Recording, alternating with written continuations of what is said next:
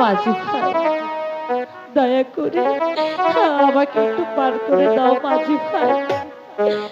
আমি আমি তোমাদেরকে বকশিস দেবো। দাদা, হ্যাঁ বকশিস দিবার তা, হ্যাঁ বকশিস দিবার তা। বসছি হ্যাঁ, কত বসছি বা এবার আর গুজা রাখলাম, একদিনও মাছ মারবার গেলাম না। দুনো বসছি আমরা পারুম না। ও বলছি না, তাহলে কি বকশিস বকশিস পুরস্কার?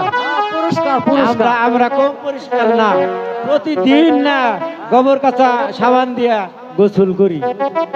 আরে আরে বয়রা তা না, কি কাঁচা বল বল পুরস্কার দিবে, পুরস্কার। পুরস্কার? হ্যাঁ, আমি কম পুরস্কার না। পুরস্কার।